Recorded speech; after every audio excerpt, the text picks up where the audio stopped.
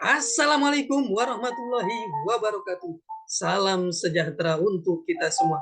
Apa kabarnya rekan-rekan mahasiswa, mahasiswi Universitas Dian Nusantara? Kita berjumpa kembali di mata kuliah pengantar manajemen di pertemuan ke-15. Tidak terasa kita sudah memasuki pertemuan yang ke-15. Mudah-mudahan Allah Subhanahu wa taala, Tuhan yang Maha Esa, memberikan kita keberkahan, kesehatan sehingga kita bisa menyelesaikan mata kuliah ini dengan sukses dan lancar. Rekan-rekan semuanya, sebelum kita memasuki proses belajar mengajar ini, alangkah baiknya sama-sama kita berdoa agar proses belajar mengajar ini berjalan dengan sukses dan lancar. Berdoa menurut keyakinan dan kepercayaan masing-masing. Berdoa dimulai.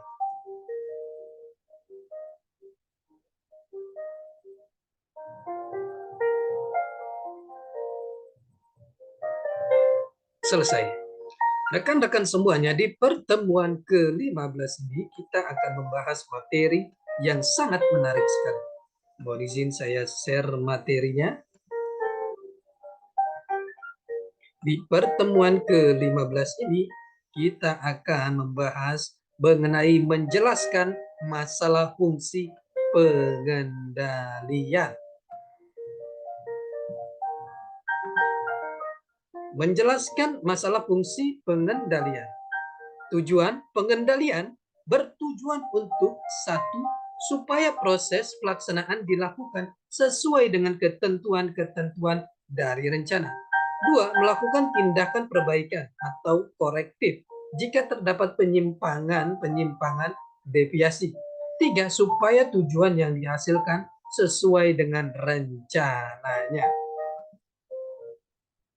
Pentingnya pengendalian diharapkan agar pelaksana membatasi tindakan-tindakannya, mencapai tujuan sedemikian rupa sehingga tidak begitu menyimpang dari yang diperbolehkan. Pengendalian menjadi siklus fungsi manajemen lengkap dan membawa organisasi ke perencanaan.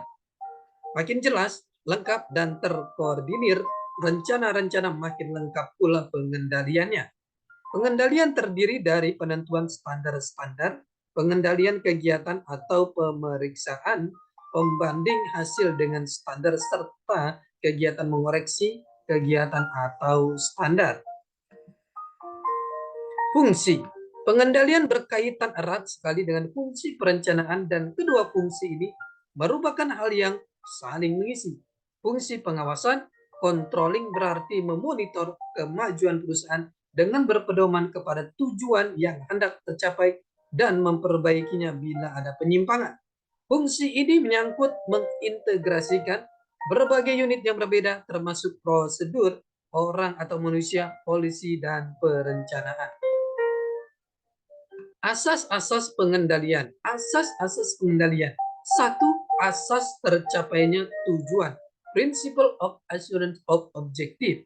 Artinya pengendalian harus ditujukan ke arah tercapainya tujuan, yaitu dengan mengadakan perbaikan untuk menghindari penyimpangan-penyimpangan dari rencana. Dua, asas efisiensi pengendalian. Principle of efficiency of control. Artinya pengendalian itu efisien jika dapat menghindari penyimpangan dari rencana sehingga tidak menimbulkan hal-hal lain yang di luar dugaan. 5. Asas pengendalian langsung, principle of direct control, artinya teknik kontrol yang paling efektif adalah mengusahakan adanya manajer bawahan yang berkualitas baik. 6. Asas refleksi rencana, principle of reflection plan, artinya pengendalian harus disusun dengan baik sehingga dapat mencerminkan karakter dan susunan rencana. 7. Asas penyesuaian dengan organisasi, principle of organization, artinya pengendalian harus dilakukan sesuai dengan struktur organisasi. 8. Asas pengendalian individual, principle of individual control, artinya pengendalian harus dalam teknik pengendalian harus sesuai dengan kebutuhan manajer. 9. Asas standar, principle of standard, artinya pengendalian efektif dan efisien memerlukan standar yang tepat yang akan dipergunakan sebagai tolak ukur pelaksanaan dan tujuan yang akan dicapai. 10 asas pengendalian terhadap strategi. Principle of Strategic Point Control. Artinya pengendalian yang efektif dan efisien memerlukan adanya perhatian yang ditujukan terhadap faktor-faktor yang strategis dalam perusahaan. 11 asas kekecualian. The exception principle. Artinya dalam efisien pengendalian membutuhkan adanya perhatian yang ditujukan terhadap faktor kekecualian. 14 asas kekecualian fleksibel. Principle of flexibility of control artinya pengendalian harus luas untuk menghindari kegagalan pelaksanaan perencanaan. 15 asas peninjauan kembali. Principle of review artinya sistem pengendalian harus ditinjau berkali-kali agar sistem yang digunakan berguna untuk mencapai tujuan. 16 asas tindakan. Principle of action artinya pengendalian dapat dilakukan apabila ada ukuran-ukuran untuk mengoreksi penyimpangan-penyimpangan rencana, organisasi, dan directing. Proses atau langkah-langkah pengendalian. Di dalam kegiatan pengendalian memerlukan proses atau langkah-langkah yang perlu dilakukan. Hal ini diperlukan agar dapat membedakan hal apa yang diawasi dan hal apa yang tak dapat diawasi. Berikutnya, diadakan pengecekan terhadap laporan kegiatan kerja disertai peninjauan. Laporan harus dibuat terutama tentang adanya penyimpangan-penyimpangan, maka dari itu perlu diadakan kegiatan korektif dan dianalisa. Jenis-jenis pengendalian. Pengendalian dapat dikelompokkan menjadi beberapa jenis. 1. Pengendalian produksi, yaitu agar hasil produktif sesuai dengan permintaan atau pemuasan langganan dalam jumlah, harga, waktu, dan servis. 2. Pengendalian persediaan, yaitu menjamin tersedianya bahan dalam jumlah, harga, waktu yang tepat sehingga proses memenuhi ukuran-ukuran standar yang telah ditentukan. Pengendalian kualitas yaitu menjamin agar kualitas hasil produksi, bahan, dan bahan proses memenuhi ukuran-ukuran standar yang telah ditentukan. Pengendalian ongkos yaitu menjamin agar produksi atau operasi dijalankan dengan ongkos minimum sesuai standar. Pengendalian karyawan yaitu pengendalian ini ditujukan kepada hal-hal yang ada hubungannya dengan kegiatan karyawan. Pengendalian keuangan yaitu pengendalian ini ditujukan kepada hal-hal yang menyangkut keuangan tentang pemasukan dan pengeluaran biaya-biaya perusahaan termasuk pengendalian anggarannya.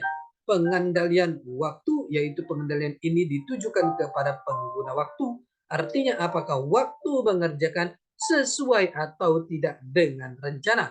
Pengendalian teknis yaitu pengendalian ini ditujukan kepada hal-hal yang bersifat fisik yang berhubungan dengan tindakan dan teknis pelaksanaan.